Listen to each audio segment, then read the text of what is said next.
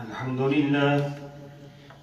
لله نحمده ونستعينه ونستغفره ونؤمن به ونتوكل عليه ونعوذ بالله من شرور أنفسنا ومن سيئات أعمالنا من يهده الله فلا مضل له ومن يضلل فلا هادي له وأشهد أن لا إله إلا الله وحده لا شريك له وأشهد أن محمدا عبده ورسوله أما بعد فإن أحسن الكلام كلام الله وأحسن الهدي هدي محمد صلى الله عليه وسلم وشر الأمور محدثاتها وكل محدثة بدعة وكل بدعة ضلالة وكل ضلالة في النار.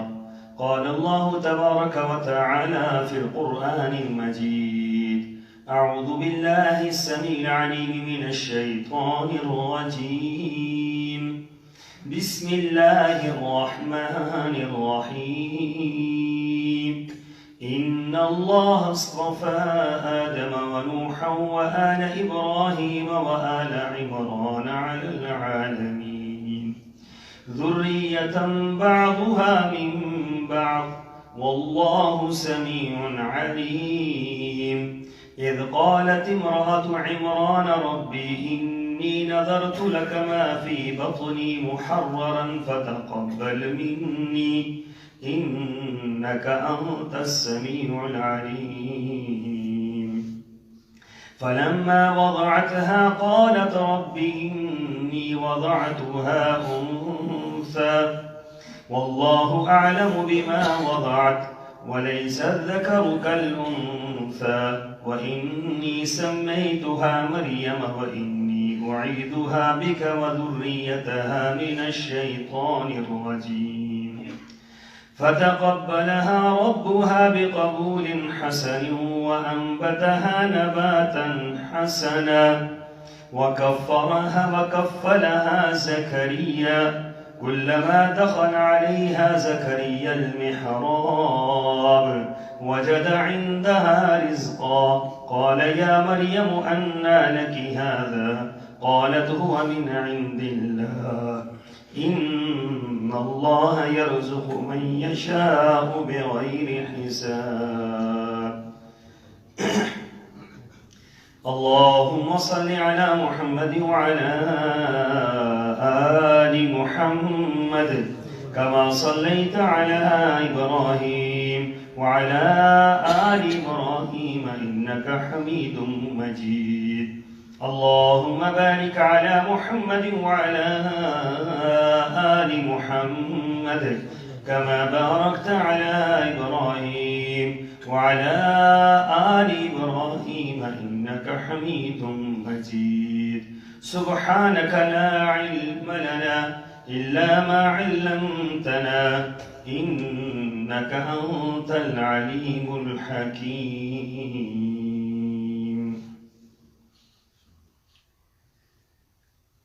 اللہ تعالیٰ نے آدم علیہ السلام کو، نوح علیہ السلام کو، آل ابراہیم اور آل عمران کو تمام اہل عالم میں سے رسالت کے لیے منتخب کیا تھا، جو ایک دوسرے کی اولاد تھے، اور اللہ سب کچھ سننے والا اور جاننے والا ہے۔ اور جب عمران کی بیوی نے دعا کی تھی کہ اے میرے رب، میں نے منت مانی ہے کہ جو کچھ میرے بطن میں ہے اسے میں نے تیرے لیے وقف کر دیا ہے، سو میری اس منت کو قبول فرما، بے شک تو ہر ایک کی سننے والا اور جاننے والا ہے۔ پھر جب بچی پیدا ہوئی تو کہنے لگی میرے ہاں تو لڑکی پیدا ہو گئی، حالانکہ جو کچھ اس نے جانا اللہ اسے خوب جانتا تھا، اور لڑکا اور لڑکی کی طرح نہیں ہوتا۔ اب میں نے اس کا نام مریم رکھ دیا ہے، اور اس کو اور اس کی اولاد کو شیطان مردود سے تیری پناہ میں دیتی ہوں۔ چنانچہ اس کے پروردگار نے اس کی منت کو بخوشی قبول فرما لیا اور نہایت اچھی طرح سے اس کی نشو و نما کی، اور زکریا کو ان کا سرپرست بنا دیا علیہ الصلوۃ والسلام۔ اور جب بھی زکریا علیہ الصلوۃ والسلام مریم علیہ الصلوۃ والسلام کے کمرے میں داخل ہوتے تو ان کے ہاں کوئی کھانے پینے کی چیز ضرور موجود پاتے اور پھر پوچھتے، اے مریم یہ تجھے کہاں سے ملا؟ وہ کہہ دیتی کہ اللہ کے ہاں سے، بے شک اللہ جسے چاہے بے حساب رزق دیتا ہے۔ آیت نمبر 33 تا 37 سورہ آل عمران۔ سامعین محترم، عیسائیوں کا حضرت عیسیٰ علیہ السلام کے متعلق غلط نظریہ اور غلط فکر، اور قرآن پاک کی تصریحات، توضیحات، تعبیرات، تشریحات، اتنے خوبصورت انداز سے قرآن پاک نے حضرت عیسیٰ علیہ السلام کی فضیلت، منقبت، عظمت بیان کی ہے کہ جو کتاب حضرت عیسیٰ علیہ السلام پر نازل ہوئی، انجیل نام سے موسوم، اس کتاب کے اندر بھی آپ کو یہ چیزیں نہیں ملیں گی جو قرآن پاک نے بیان کی ہیں۔ اور قرآن پاک کی عظمت کا آپ اندازہ اس بات سے لگا لیں کہ یہ ایک رکوع ہے سورہ آل عمران کا۔ اس رکوع کو گھر میں جا کر پھر دوبارہ آپ پڑھ لیں، اس کی تشریح دیکھ لیں، آپ حیران ہوں گے کہ جتنے عقائد اور نظریات عیسائیوں کے حضرت عیسیٰ کے متعلق، یہودیوں کے اپنے پیغمبروں کے متعلق، اور دیگر لوگوں کے غلط نظریات ہیں، ان سب نظریات کا قرآن پاک نے قلع کما کر دیا ہے، ان نظریات کی جڑ اکھیڑ کر رکھ دی ہے، اور صحیح نظریات کی بنیاد بتلائی ہے کہ حضرت عیسیٰ کے بارے میں ہمارا نظریہ کیا ہونا چاہیے، حضرت موسیٰ علیہ السلام کے بارے میں ہمارا نظریہ کیا ہونا چاہیے، اور پھر محمد رسول اللہ صلی اللہ علیہ وسلم کے متعلق ہمارا کیا نظریہ ہونا چاہیے۔ میں نے عرض کیا تھا کہ جو بات میرے رب نے فرمائی لوگ اس بات کو نہیں مانتے، جو میرے اللہ نے جو اصول اور ضابطے بیان فرمائے لوگ اس کو تسلیم نہیں کرتے۔ اللہ نے تو فرمایا ان اللہ اصطفى آدم ونوحا وآل ابراہیم وآل عمران علی العالمین، کہ ہم نے ان تین افراد کو اور ان کے خاندانوں کو ہم نے پوری کائنات کے اندر سے چن لیا تھا۔ چننے کا معنی کیا ہوتا ہے کہ ہم نے ان کو اختیارات دے دیے تھے الوہیت کے، ہم کے ربوبیت کے اختیارات ان کو دے دیے، ہم نے ان کو اپنا بیٹا بنا دیا، ہم نے اپنا ان کو الہ ساتھ شریک بنا دیا۔ ایسی تو کوئی بات بھی کہیں بھی نہیں ہے۔ اور پھر اسی کی دیکھا دیکھی، اسی ہی کے نقش قدم پر چلتے ہوئے مسلمانوں کے اندر بھی جو غلط نظریات اور غلط عقائد پائے جاتے ہیں اس کی بھی اصلاح ہو جانی چاہیے۔ مقصود آج جو یہاں تو میرے خیال میں عیسائی کا کسی کا آنا جانا نہیں ہے، ہم مخاطب کس سے ہیں؟ ہم تو اپنے آپ سے مخاطب ہیں۔ ہم یہ چاہتے ہیں کہ ایک ہمارے ذہن میں یہ بات بیٹھے کہ عیسائیوں کا حضرت عیسیٰ کے متعلق جو نظریہ ہے وہ افراط اور تفریط پر مبنی ہے، اور دوسرا مسلمانوں کے جو نظریات ہیں اپنے پیغمبر کے متعلق یا اپنے اولیاء کے متعلق، ان کی بھی جو ہے وہ اصلاح ہو جائے، ان کو بھی صحیح سمت پر رکھ دیا جائے، ان کو صحیح لائن مل جائے کہ اللہ اور اس کے رسول کی تعلیمات کیا ہے۔ اسلام ایسا مذہب نہیں ہے کہ آپ جو مرضی ہے اپنی طرف سے عقائد گھڑ لیں، اپنی طرف سے نظریات گھڑ لیں، اپنی طرف سے عقیدے گھڑ لیں اور اس پر آپ چلتے جائیں تو آپ بالکل سر بمہر مسلمان ہیں، آپ کے اسلام میں کوئی فرق نہیں آئے گا۔ اسلام ایسا دین نہیں ہے۔ اسلام تو قدم قدم پر یہ کہتا ہے کہ آپ محتاج ہیں اللہ اور اس کے رسول کی تعلیمات کے، آپ محتاج ہیں اسلام کی تعلیمات کے، آپ محتاج ہیں قرآن کے راستے کے، آپ محتاج ہیں صراط مستقیم پر چلنے کے۔ آپ زندگی بھر کسی لمحے، کسی جگہ، کسی وقت بھی اگر آپ اسلام سے لحظہ بھر بھی منحرف ہوتے ہیں یا اپنے نظریات کو سامنے لے کر آتے ہیں یا اپنی نظریات کو اسلام کے اندر دخل اندازی کرتے ہیں، تو قرآن پاک کے الفاظ کیا ہیں کہ وَمَن يَبْتَغِي غَيْرَ الْإِسْلَامِ دِينًا فَلَن يُقْبَلَ مِنْهُ، فرمایا کہ جو اسلام کے علاوہ کوئی دین لے کر آئے گا، چاہے پورا دین ہو، چاہے دین کا کچھ حصہ ہو، چاہے ایک عمل ہو، اللہ تعالیٰ کے ہاں مقابل قبول۔ اللہ کو کیا ضرورت پڑ گئی؟ دیکھیں، آئین پاکستان بنایا ہے کچھ انسانوں نے، آئین پاکستان بنایا ہے کچھ لوگوں نے، اور اس کو سر بمہر کر دیا گیا ہے کہ یہ آئین ہے۔ آج اس آئین کو اتنا مقدس ہم سمجھتے ہیں کہ اس آئین کے اندر جو دخل اندازی کرتا ہے اس کو آئین کا غدار اور ملک کا غدار کہا جاتا ہے۔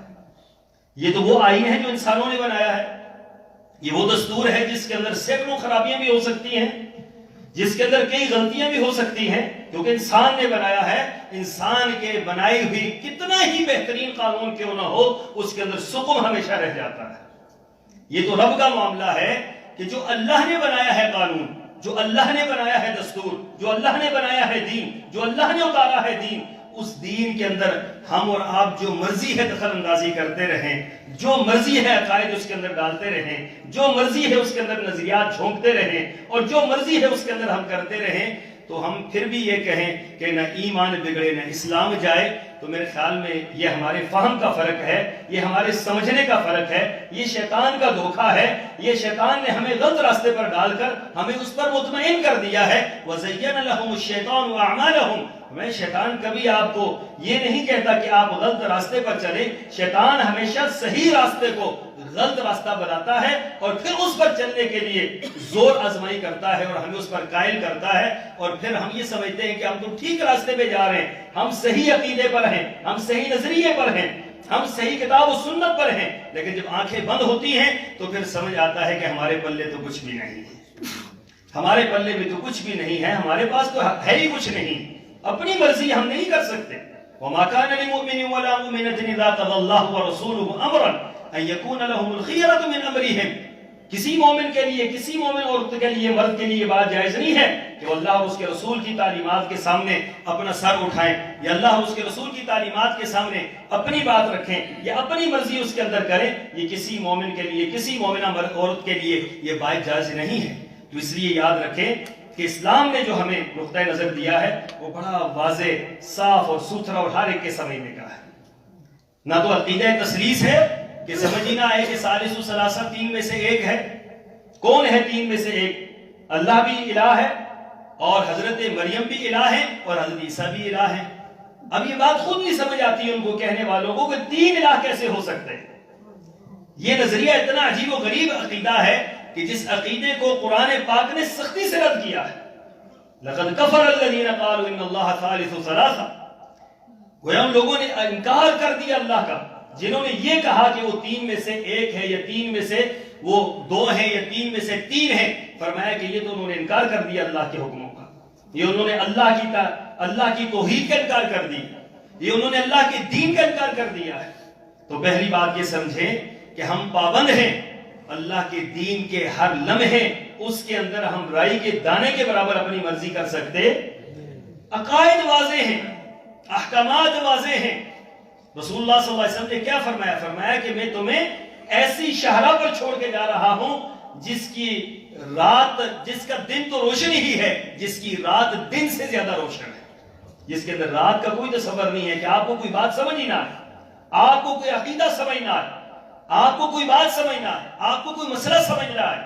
میں حیران ہوتا ہوں کہ جتنا اسلام کے اندر آسانی ہے اتنا دنیا کے کسی مذہب میں آسانی نہیں ہے۔ جتنا اسلام آسان ہے، الدین یسر، خود رسول اللہ صلی اللہ علیہ وسلم نے فرما دیا کہ دین کیا ہے؟ آسان ہے۔ قرآن خود فرما رہا ہے وَلَقَدْ يَسَّرْنَا الْقُرْآنَ لِلذِّكْرِ فَهَلْ مِن مُدَّكِرٍ، کوئی مسئلہ آپ سمجھنا چاہیں، اسلام کا کوئی مسئلہ سمجھنا مشکل نہیں ہے۔ فطرت کے عین مطابق، ہماری سوچ اور فکر کے عین مطابق اسلام صرف پڑھے لکھوں کے لیے نہیں ہے، اسلام تو ہر ایک کے لیے ہے، اسلام ہر ایک کے لیے ہے، کوئی بندہ بھی ہے کسی مذہب سے ہے، یہ صرف عربیوں کے لیے نہیں ہے، یہ عجمیوں کے لیے بھی ہے، یہ صرف گوروں کے لیے نہیں ہے، یہ کالے گوروں سب کے لیے ہے، یہ صرف دنیا کے کسی ایک خطے کے لیے نہیں ہے، یہ پوری کائنات کے لیے دین ہے۔ اس لیے یاد رکھیں کہ اس دین کا ایک ایک مسئلہ واضح اور ایک ایک بات صریح اور ایک ایک بات بالکل نکھری ہوئی ہے۔ انہی میں سے، انہی مسائل میں سے، انہی باتوں میں سے حضرت عیسیٰ علیہ السلام کے متعلق نظریہ اور سوچ اور فکر۔ فرمایا کہ ان اللہ اصطفیٰ آدم و نوحا، اللہ تعالیٰ نے حضرت آدم علیہ السلام کو چن لیا، آدم علیہ السلام سے لے کر حضرت نوح تک، پھر ونوحا حضرت نوح علیہ السلام سے لے کر حضرت ابراہیم تک، وآل ابراہیم حضرت ابراہیم علیہ السلام سے لے کر آل عمران تک، یہ 4 گروہ بنتے ہیں۔ یاد رکھیں کہ نبوت ان 4 افراد کے اندر رہی ہے، 4 خاندانوں کے اندر رہی ہے۔ حضرت آدم یہ جد الانبیاء بھی ہیں اور ساری کائنات کے کیا ہیں؟ والد محترم ہیں۔ ان کے اندر کیا ہے؟ نبوت بھی ان کے اندر اور انسانیت بھی ان کے اندر۔ دوسری بات حضرت نوح علیہ السلام، حضرت نوح علیہ السلام کے اندر نبوت رہی، پھر کی اولاد میں نبوت رہی۔ پھر اس کے بعد آل ابراہیم، حضرت ابراہیم سے لے کر ان کی آل کے اندر نبوت رہی، اور پھر اس کے بعد آل عمران کے اندر نبوت رہی۔ یہ جو آل عمران ہے یہ بنی اسرائیل ہے۔ آل ابراہیم یہ حضرت ابراہیم علیہ السلام، اور اس کے بعد حضرت اسماعیل علیہ السلام، پھر اس کے بعد یہ سلسلہ چلتا رہا یہاں تک کہ آخری جو پیغمبر آئے وہ حضرت محمد رسول اللہ صلی اللہ علیہ وسلم تھے۔ تو یہ 2 لڑیاں چل رہی ہیں، ایک آل ابراہیم ہے، ایک آل عمران ہے۔ آل ابراہیم میں حضرت ابراہیم علیہ السلام اور آل عمران میں حضرت یہ جتنے انبیاء آئے ہیں جو بنی اسرائیل کی طرف مبعوث ہوئے، یہ سارے کے سارے آل عمران سے ہیں۔ آل عمران میں جو آخری پیغمبر تھے، آل عمران میں آخری پیغمبر، ان کا نام حضرت عیسیٰ علیہ السلام تھا۔ یہ جو آل عمران چلی، آل عمران کی ابتدا ہوتی ہے حضرت موسیٰ علیہ السلام سے، یہ حضرت موسیٰ کے والد ہیں عمران، اور ان کی انتہا ہوتی ہے حضرت عیسیٰ علیہ السلام۔ اس دوران سینکڑوں انبیاء آئے اور رسول اللہ صلی اللہ علیہ وسلم اور حضرت عیسیٰ کے درمیان 550 سال کا فاصلہ ہے۔ 550 سال میں 550 سال بعد حضرت محمد رسول اللہ صلی اللہ علیہ وسلم تشریف لائے حضرت عیسیٰ کے بعد، تو ان کے درمیان بڑا وقفہ ہے درمیان میں۔ تو حضرت عیسیٰ علیہ السلام بنی اسرائیل کی طرف آئے تھے، گویا حضرت عیسیٰ یہودیوں کی طرف آئے تھے، یہودیوں کی اصلاح کے لیے آئے تھے، یہودیوں کے عقائد کی اصلاح کرنے کے لیے آئے تھے۔ اور قرآن پاک کے یہ الفاظ ہیں ذریۃ بعضھا من بعض، یہ جو انبیاء ہیں یہ ایک دوسرے کی اولاد میں سے ہیں۔ واللہ سمیع علیم، اللہ تعالیٰ سننے والا اور جاننے والا ہے۔ پھر فرمایا اذ قالت امرأة عمران ربی، قرآن پاک نے وہ پورا واقعہ بیان کر دیا کہ حضرت مریم کی پیدائش کیسے ہوئی تھی۔ یہ جو عمران ہیں قرآن پاک نے جن کا ذکر کیا ہے یہ حضرت مریم کے والد ہیں، حضرت موسیٰ کے والد نہیں۔ حضرت موسیٰ کے والد علیحدہ ہیں، حضرت مریم کے والد علیحدہ ہیں، یہ حضرت مریم کے والد ہیں۔ قرآن پاک کے الفاظ کیا ہیں؟ ربی انی نذرت لک ما فی بطنی محررا فتقبل منی، کہ جب حضرت عمران کی بیوی حاملہ ہوئی تو انہوں نے دعا کی کہ اللہ میرے پیٹ کے اندر جو کچھ بھی ہے میں اس کو کس کے لیے وقف کرتی ہوں؟ تیرے نام پر وقف کرتی ہوں۔ اب تھوڑا سا ذرا سوچیں یہاں پر کہ قرآن پاک جس عورت کا تذکرہ کر رہا ہے یہ کوئی معمولی عورت ہے؟ یہ کوئی معمولی عورت ہے؟ یہ بہت بڑی عظیم عورت ہے، اور عمران بہت بڑے عظیم انسان تھے۔ ایک عظیم عورت اور ایک عظیم انسان، اب اس عورت کے پیٹ کے اندر کیا ہے اس کو معلوم ہو سکا؟ اس نے دعا مانگ لی اللہ سے کہ اے اللہ یہ جو کچھ میرے پیٹ کے اندر ہے اس کو میں کیا کرتی ہوں؟ تیرے نام پر وقف کرتی ہوں۔ آج کسی بھی پیر صاحب سے پوچھ رہے جا کر تو وہ کہتے ہیں آپ کو بیٹا ہو گیا، تعویذوں سے بیٹے اور بیٹیاں دے دیتے ہیں۔ مسلمانوں کے عقائد کا بگاڑ آپ دیکھ لیں کہ مسلمانوں کا یہ نظریہ ہے کہ فلاں جگہ پہ جائیں بیٹا مل جائے گا، فلاں جگہ پہ جائیں بیٹی مل جائے گی۔ تو یہاں تو کیا ہو رہا ہے؟ قرآن پاک کے الفاظ کیا ہیں کہ وہ عظیم خاتون جس کا قرآن ذکر کر رہا ہے اس نے یہ دعا کی کہ اللہ میرے پیٹ کے اندر جو کچھ ہے میں اس کو تیرے نام پر وقف کرتی ہوں۔ انک انت السمیع العلیم، تو سننے والا ہے اور جاننے والا ہے. فلما وضعتها، جب وہ پیدا ہو گیا، قالت ربی انی وضعتها انثی، تصور یہ تھا کہ یہ بیٹا ہوگا اور بیٹے کو وقف کروں گی میں کس کے لیے؟ مسجد کے لیے، مسجد اقصی کے لیے، ہیکل سلیمانی کے لیے. اس زمانے میں یہ ہوتا تھا کہ کوئی نظر مانگتا تھا تو مسجد کے لیے وقف کر دیا جاتا تھا. ہیکل سلیمانی کے اندر لوگ ہزاروں خدمت گزار تھے جو ہیکل سلیمانی کی خدمت کیا کرتے تھے، جو مسجد اقصی کی خدمت پر مامور تھے، ہزاروں لوگ تھے. ان میں حضرت مریم کی والدہ نے یہ دعا کی. کتنی خوبصورت دعا تھی کہ اللہ قبول بھی کر لے، اور اے اللہ اب تو یہ خاتون آ گئی. واللہ اعلم بما وضعت، فرمایا اللہ تو خوب جانتا ہے جو کچھ میں نے جنا ہے، تجھے پتا ہے.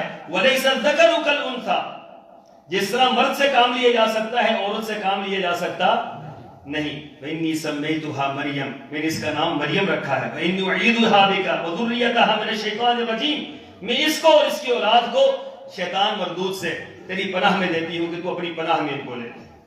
قرآن پاک کے ان الفاظ سے رسول اللہ صلی اللہ علیہ وسلم نے فرمایا کہ ہر بچہ جو پیدا ہوتا ہے اور بچے کو پیدائش کے وقت شیطان چوکا دیتا ہے، شیطان اس کو چوکا دیتا ہے جس سے وہ بچہ روتا ہے، چیختا ہے بچہ پیدا ہوتے ہوئے. لیکن فرمایا کائنات کے اندر دو انسان ایسے تھے جو پیدا ہوئے تو شیطان ان کو کچھ نہیں کہہ سکا، شیطان کے چھونے سے وہ محفوظ رہے. ایک حضرت مریم اور ایک حضرت عیسیٰ علیہ السلام. یہ دعا کس کی تھی؟ حضرت مریم کی والدہ کی دعا تھی. اب دیکھیں نا اللہ تعالیٰ کس انداز سے دعا کو قبول کرتا ہے. حضرت مریم کی والدہ نے دعا کی کہ اللہ ان دونوں کو شیطان سے محفوظ رکھ، تو اللہ تعالیٰ نے ایسے محفوظ رکھا کہ ہر انسان کو وہ تکلیف پہنچاتا ہے شیطان، لیکن ان دونوں کو وہ تکلیف پہنچا سکا نہیں پہنچا سکا. پھر قرآن پاک نے اگلا جو لفظ بیان کیا فَتَقَبَّلَهَا رَبُّهَا بِقَبُولٍ حَسَنٍ. سبحان اللہ، اللہ تعالیٰ جو ہے بڑا قدردان ہے. جب کوئی انسان کوئی ہدیہ دیتا ہے نا اللہ کے نام پر تو اللہ تعالیٰ اس کو بڑی خوبصورتی سے قبول فرماتے ہیں. رسول اللہ صلی اللہ علیہ وسلم نے فرمایا جب کوئی انسان اللہ کی راہ میں خرچ کرتا ہے تو اللہ تعالیٰ دائیں ہاتھ میں اس کو لیتے ہیں. سبحان اللہ، دائیں ہاتھ میں لینا یہ عزت اور تکریم کا باعث ہوتا ہے. اور پھر اس کو اس طریقے سے اس کی نشو و نما کرتے ہیں، اس کو پالتے ہیں جس طریقے سے تم اونٹنی کے بچے کو بہت خیال سے پالتے ہو تاکہ وہ تکلیف کے بغیر بڑا ہو جائے. اور اس طریقے سے بعض اوقات انسان رائی کے دانے کے برابر ایک چیز خرچ کرتا ہے، کل اللہ تعالیٰ کے ہاں احد پہاڑ کے برابر اس کو اجر دیا جائے. وہ کیسے ملے گا کہ اللہ تعالیٰ اس کی کیا کرتا ہے؟ نشو نما کرتا ہے. من ذا الذی یقرض اللہ قرضا حسنا فیضاعفہ لہ اضعافا کثیرا. اللہ تعالیٰ مہربان ہے، اللہ کریم ہے، اللہ غنی ہے، اللہ تعالیٰ محتاج نہیں ہے. جب آپ اللہ کی راہ میں دے رہے ہوں تو پھر اس نیت اور اس ارادے سے دیں کہ یقیناً اللہ تعالیٰ اس کی قدردانی کرے گا. فَتَقَبَّلَهَا رَبُّهَا بِقَبُولٍ حَسَنٍ. اللہ تعالیٰ نے ان کی اس قربانی کو قبول کر لیا. حضرت مریم کو اللہ نے قبول کر لیا. وَأَنبَتَهَا نَبَاتًا حَسَنًا، اور فرمایا بہت اچھی اس کی نشوونما کی. وَكَفَّلَهَا زکریا، اور حضرت زکریا علیہ السلام کو ان کا کفیل بنا دیا. یہ حضرت زکریا بھی ہیکل سلیمانی ہی میں رہتے تھے اور یہ اللہ کے پیغمبر تھے، عظیم پیغمبروں میں سے تھے، اور ان کی اولاد نہیں تھی. قرآن پاک کے اس واقعے میں عجیب عجیب باتیں نکلتی ہیں. ان کی اولاد نہیں تھی. اب اندازہ لگا لیں کہ پیغمبر ہیں حضرت زکریا، اولاد سے محروم ہیں. حضرت ابراہیم پیغمبر ہیں، اولاد سے محروم ہیں. محمد رسول اللہ صلی اللہ علیہ وسلم جیسی عظیم ہستی ہے، بیٹے ہوئے 4 بیٹے، چاروں کے 4 کیا ہو گئے؟ بچپن میں فوت ہو گئے، بچپن میں دنیا سے چلے گئے، اللہ نے لے لیے. معلوم یہ ہوتا ہے کہ پیغمبر بھی جو اللہ کے عظیم پیغمبر ہیں، اللہ کے برگزیدہ ہے، اللہ کے چنیدہ ہے، ان سے بہترین مخلوق اللہ کی کوئی بھی نہیں ہے. اس کے باوجود اللہ کے سامنے کیا ہے؟ بے کس اور بے بس ہے. اللہ کے محتاج ہیں ہر معاملے.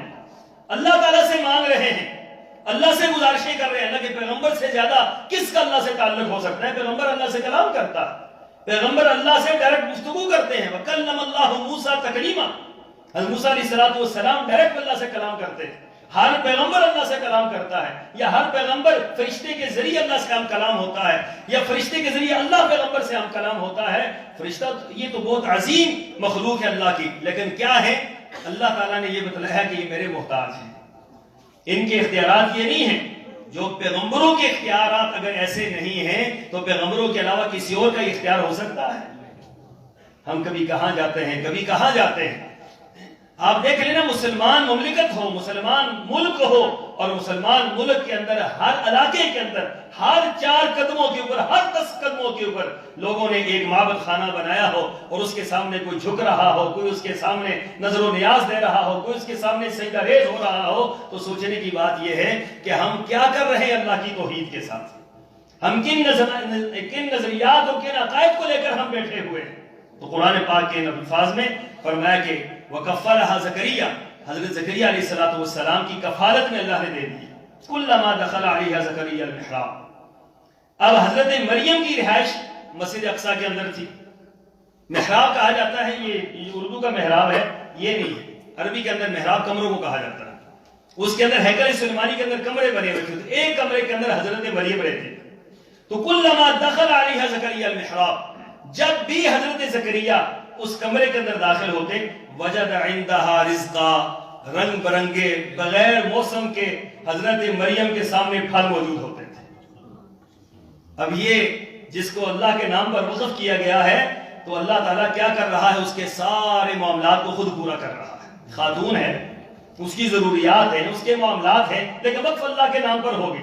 جب اللہ کے نام پر ہم کوئی چیز کر دیتے ہیں نا، پھر اللہ تعالیٰ کبھی اس کو ضائع، حضرت سارہ کو ضائع کر دیا، حضرت حاجرہ کو ضائع کر دیا.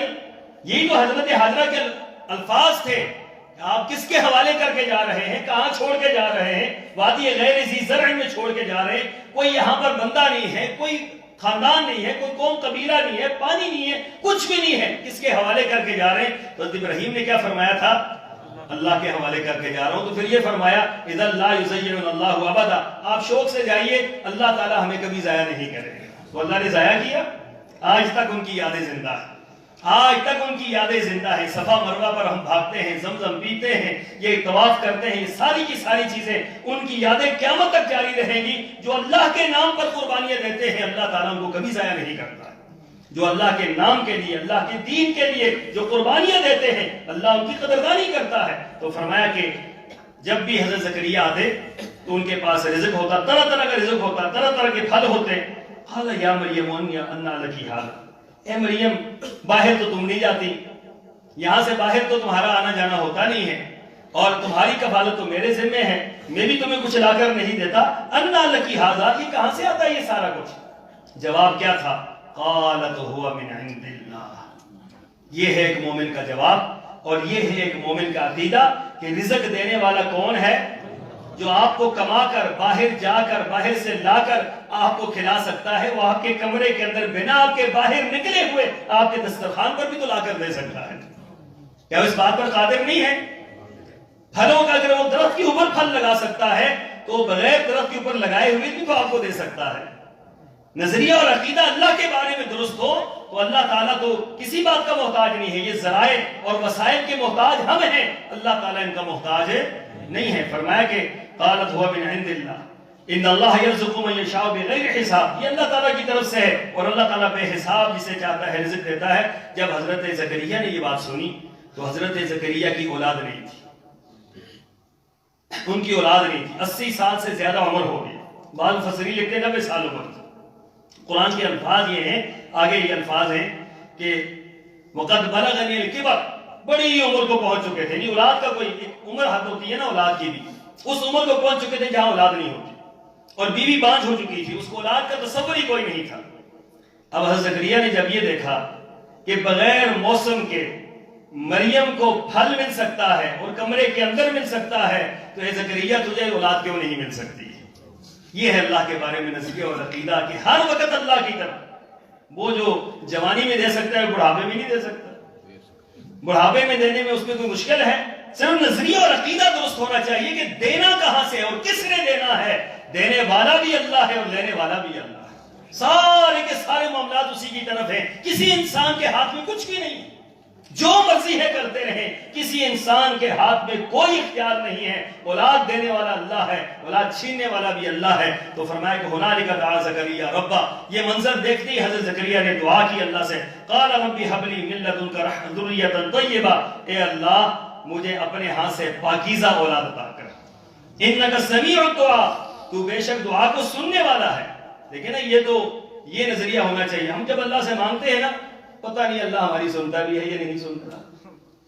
ایسا ہی ہوتا ہے نا, اللہ پتہ نہیں ہماری قبول کرتا بھی ہے یا نہیں کرتا. جب اتنے ڈھیلے ڈھالے انداز سے اور اتنے غلط دل سے اور خلط ملط خیالات سے جب آپ مانگیں گے تو یقیناً آپ کو نہیں ملے گا. مجھے کسی کہنے والے کی یہ بات اتنی پسند آئی کہ انہوں نے کہا کہ جی آپ اللہ سے ایسے مانگیں جیسے بچہ اپنی والدہ سے مانگتا ہے, ماں سے, باپ سے نہیں, ماں سے مانگتا ہے. چمٹ جاتا ہے, اماں دے, نہیں ہے پھر بھی دے, نہیں ہے پھر بھی دے, نہیں ہے پھر بھی دے. اللہ اکبر. پھر ماں دے کر رہتی ہے ہر حال میں, کہ اس کو پتا ہے یہاں سے ضرور ملے گی. اب ہمیں اگر اللہ سے نہ ملے, تھوڑی سی دیر ہو جائے تو ہم دوسری طرف بھٹک جاتے ہیں. یہاں سے نہیں ملا یہاں نکل جاؤ, یہاں سے نہیں ملا یہاں نکل جاؤ, یہاں سے نہیں ملا یہاں نکل جاؤ.